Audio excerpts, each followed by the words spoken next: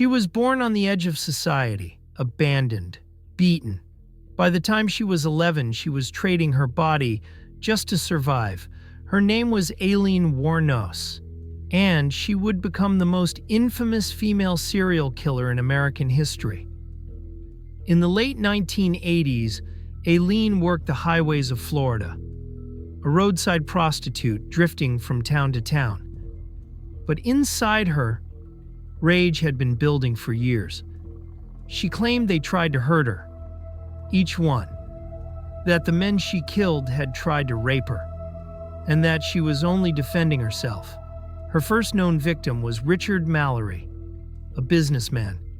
They found his body in a wooded area, shot multiple times, left to rot.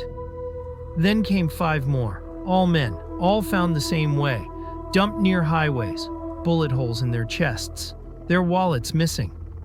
Aileen became the face of a new kind of fear, a woman who hunted men, not with seduction, but with a gun. The media turned her into a monster, a beast in lipstick. But beneath the headlines was a deeply broken woman, twisted by trauma, rejection, and violence.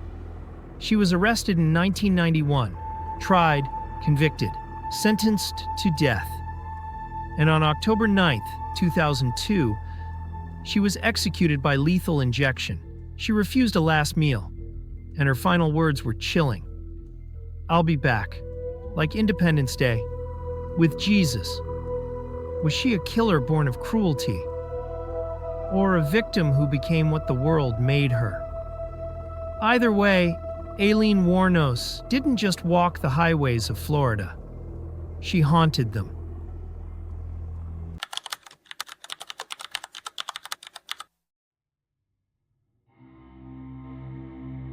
She was beautiful, mysterious, deadly. Her name was Vera Renczi, and she became one of the most feared women in Eastern Europe. Born in Romania at the end of the 19th century, Vera grew up surrounded by wealth and privilege. But from a young age, she was different, jealous, possessive, obsessed with control. By the time she was 15, she was already seducing older men.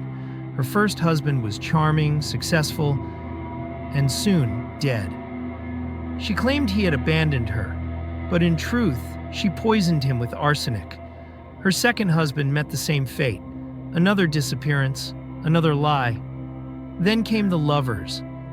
Dozens of them, each man drawn in by her beauty.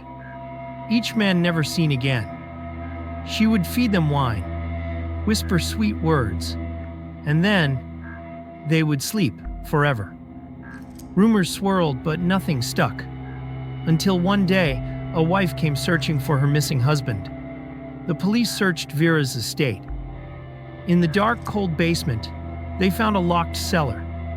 Inside, 32 coffins, 32 men, each one poisoned, each one lovingly laid to rest by the woman who killed them.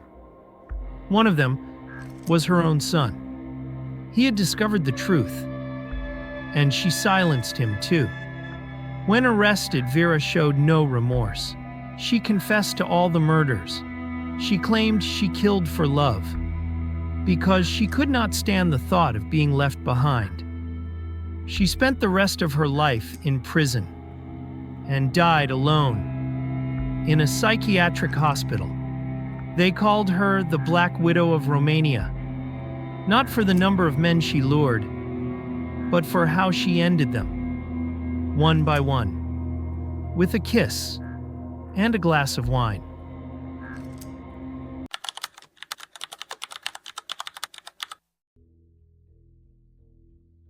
In the late 16th century, in the dark forests of rural France, something monstrous stalked the night.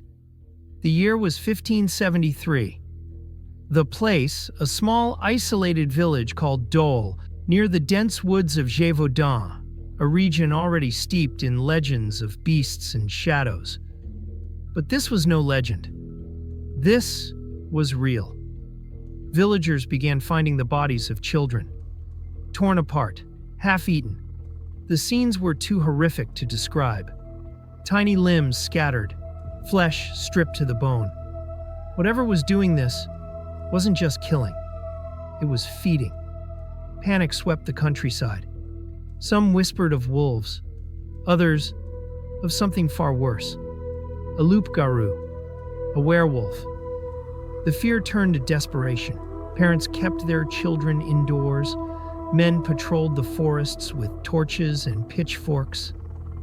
But still, the killings continued. Then, one cold evening, a group of villagers stumbled upon a horrifying sight. A gaunt, filthy man crouched over the body of a young girl. He was eating her, raw. His name was Gilles Garnier, a reclusive hermit known to live alone in a crumbling stone house at the edge of the forest. Few had spoken to him. Fewer had dared to visit. But what he confessed under interrogation chilled even the hardest men to the bone. He claimed that one night, alone and starving in the woods, he was approached by a phantom, a spirit.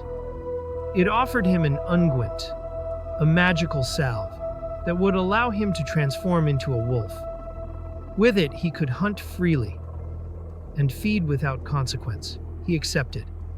And then, the horror began. He admitted to killing at least 4 children, maybe more.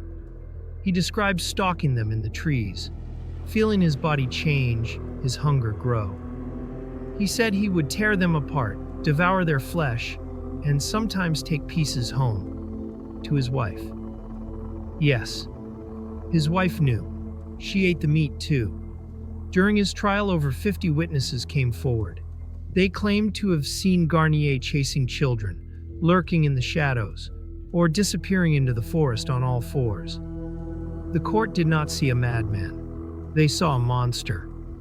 And so, in the winter of 1573, Gilles Garnier was found guilty of murder, witchcraft, and lycanthropy. He was burned alive at the stake, screaming as the flames consumed him. But the fear, it never left. To this day, in that quiet region of France, some say the spirit of the Wolf of Dole still roams the woods, hungry, waiting for nightfall. Because monsters are not always legends. Sometimes, they're real.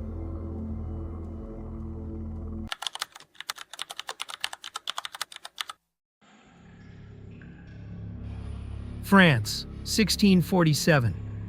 In the quiet town of Louviers, nestled in the shadows of Normandy, stood a convent, the convent of Saint Elizabeth. To the outside world, it was a place of prayer, devotion, and peace.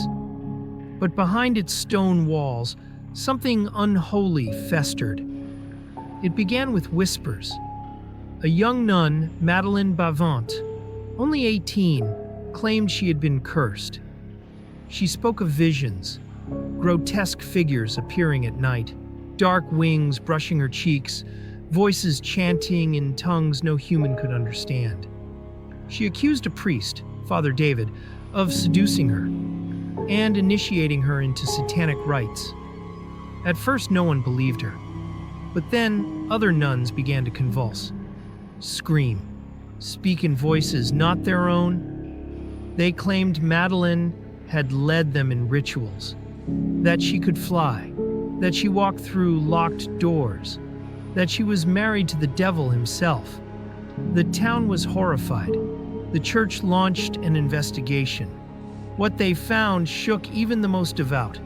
A hidden tunnel beneath the convent, a locked room, and inside, symbols etched in blood, bones, and something worse.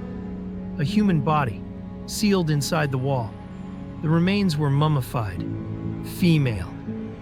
Her mouth open in a silent scream, her hands bent backward, as if she had tried to claw her way out. Madeleine confessed. She said the woman in the wall had been part of their coven, punished for refusing to offer her soul. They had sealed her alive, chanting Latin verses as the devil watched. The case became known as the Louviers possessions. Dozens of exorcisms followed. Madeleine was imprisoned for life. and the convent was shut down. But locals say the screams never stopped. Even today, visitors to the ruins of the old convent report whispers in the walls, cold fingers brushing their skin, and one voice, always the same, a woman, screaming, buried in stone, forgotten by time, but never truly gone.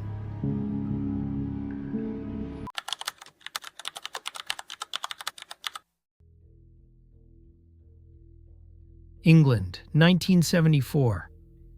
In the quiet town of Ossett, nestled in the countryside of Yorkshire, a man named Michael Taylor lived a seemingly ordinary life. He had a wife, children, and a strong belief in God.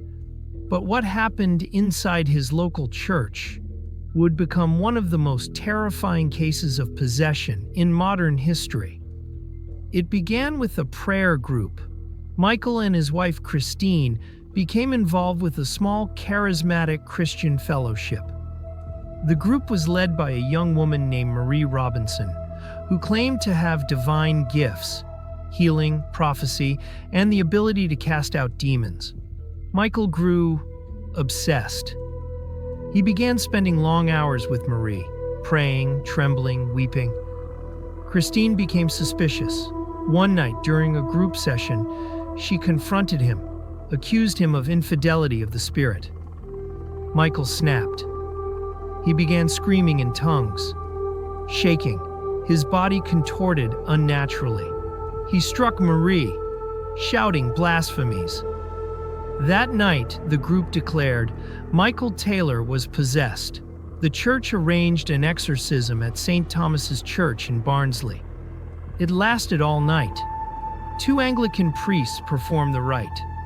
They said they cast out 40 demons. Demons of lust, blasphemy, anger, incest, bestiality, and more. But when dawn came, they were exhausted. They stopped the ritual. One priest said, "We have removed many, but one, the demon of murder, still remains." They sent Michael home. That morning, at 9:45 a.m., police were called to a gruesome scene. Michael had murdered his wife, brutally, her face torn off, her tongue ripped out, her eyes gouged. The family dog was also slaughtered, disemboweled.